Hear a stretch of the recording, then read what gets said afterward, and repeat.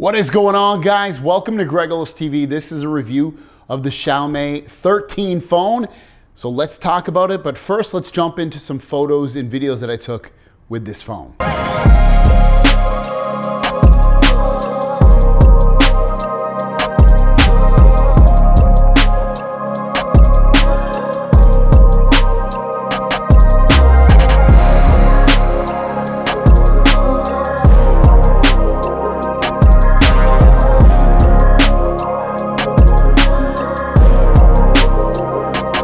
All right, so we got some 4K. Here's the ultra wide. Show my dog. Bring the camera in a little bit. That's 1.2x. Here's 1x.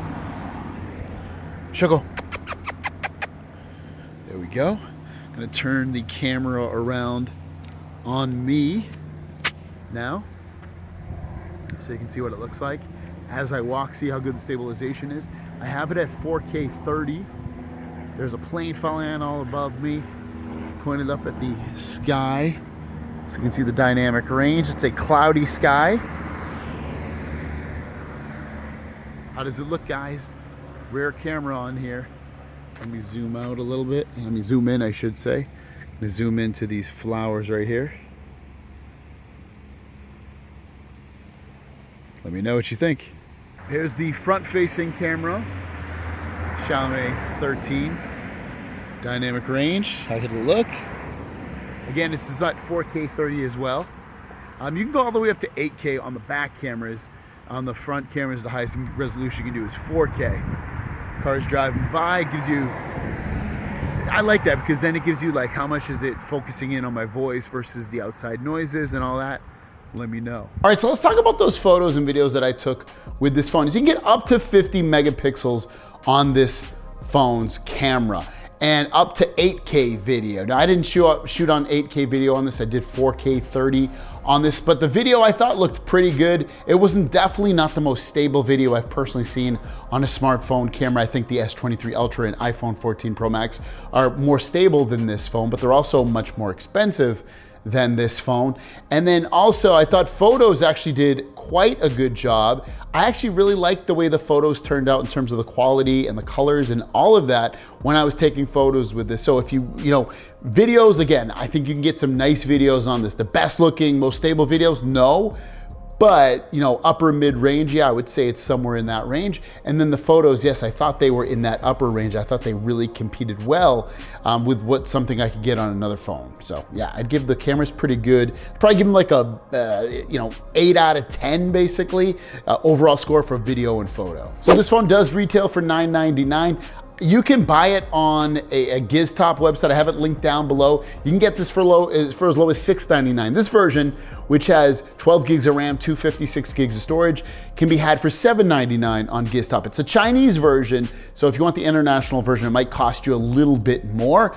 But as long as you're okay with the Chinese version, which comes with Google Play Store and all installed and everything else that you'd want about this, then that you should be perfectly happy when you get in the Chinese version. Here's the box that it comes in, and inside the box, you'll obviously find the phone, but you also get a 67-watt charging brick and a USB-C charging cable. You can charge the phone in up to 0 to 100% in about 38 minutes. Here's what the phone looks like. It's very reminiscent to me of an iPhone. I know the camera cutout doesn't look particularly like it, but I don't know, just something about this that makes me feel like I am holding an iPhone, and I mean that in a good way.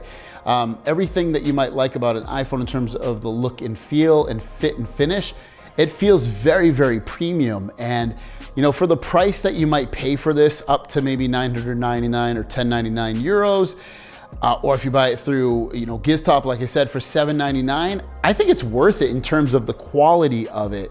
It feels very, very, very premium. I'm enjoying the look and feel of this a lot. And speaking of the look and feel of it, it has this display, I think it's 6.1 inches if I'm not mistaken, and it is a joy to hold in your hand. I'm more of a big phone fan, but overall it feels really, really good in your hand. It feels very small. The bezels are very small. The display is a 1080p display, but it looks really crisp and it gets nice and bright on here. Very happy with the look of the display on here. When you're watching, videos or something, I'll pull one up real quick. Here's a video on here. It looks very, very crisp. I have no complaints on this at all. It does a great job with the videos. The angles are really good. I mean, it just shines. It's a really, really nice display. I'm very, very happy with the display. The colors look, they really, really pop. It's very nice. Fingerprint sensor, let's just show that off real quick. It's an under display fingerprint sensor. It works really good. It's really accurate, very fast. The vibrations that you feel when you do it feel really nice and smooth. They're not overwhelming. They don't feel cheap. It's really, really good.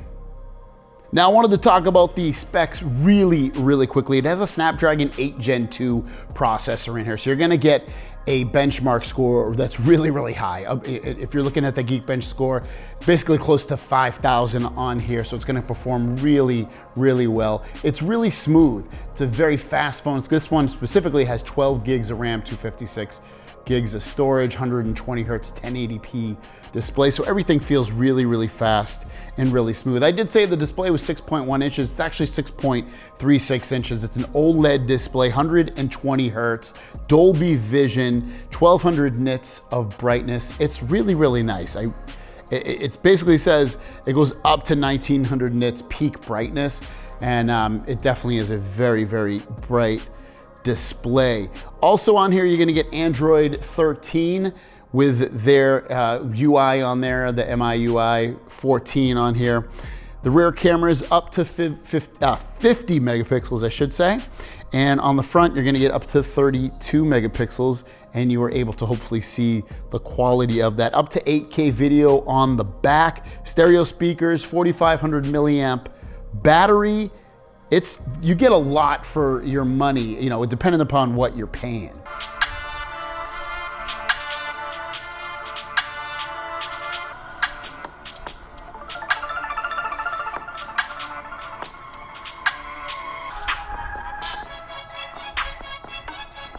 Hopefully you can hear the speakers right there. They're not the loudest, they're not the most bassy, they're good quality speakers. So with that said, if you're paying up to $1,000 on this phone, I can see why you might think this isn't a great value. When you compare this to something like a Galaxy S23 or S23 Plus, it comes very close in a lot of ways. You get more RAM on this. The resolution and displays are very similar in terms of the resolution at 1080p plus, 120 hertz, really high nits of brightness. You're getting faster charging on this, and you get 67 watt wired, you get 50 watt wireless charging. Samsung can't compete with either of those. It looks and feels really premium, not that the Samsungs don't, but this just has a really, really nice feel to it. And then software-wise, I really like the software on here. I haven't had any issues with it. It's very smooth and fluid. It has themes built into it. It has that whole story built into it like a Samsung phone does if you're used to the themes and the wallpapers and all that stuff. All that stuff is built into here. It's just a great experience overall, and it's a really, really nice phone. Now, if you can get it for $799, I think it's definitely grab this phone. It's a great deal. At that $999, it's competing with an S23 Plus, which if you love Samsung's UI and whole ecosystem, you're probably gonna want that. I feel like the Samsung has a little bit more features built into it. But otherwise, this is a really, really nice phone that beats Samsung in some key areas, especially against that Plus version. So check it out, link down below. So far, I really, really like it. It's a nice phone. And we'll see you guys down the road. Peace.